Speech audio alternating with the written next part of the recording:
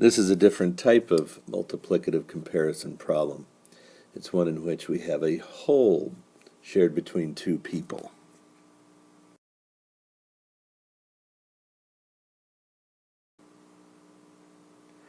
So let's get started. Melissa and Deanne collected marbles. So we have two people that have collected marbles. We do our starting line. They both have collected some marbles, so they both get boxes. Now we read further. Deanne has collected 4 times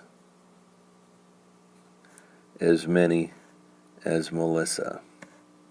So Deanne gets 4 boxes. I'm just reading the problem. Haven't really done any math yet.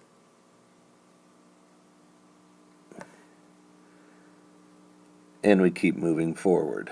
Together, they have 40 marbles. Well, together means both of them have 40. How many did Deanne collect? Well, our question mark goes out there.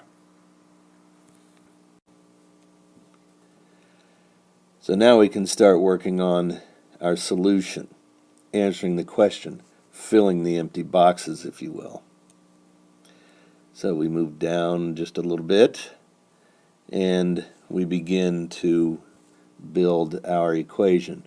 Well, we know that we have 40 total marbles in this case. In multiplicative comparison, we have sometimes as many, and in this case we have 5 times as many. So something times 5 gives us 40.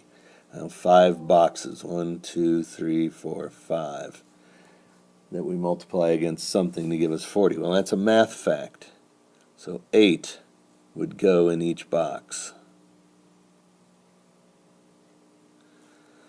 8 times 4 to give us Deanne, 32.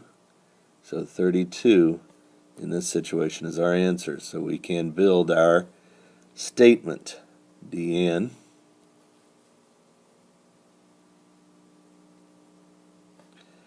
has 32 marbles.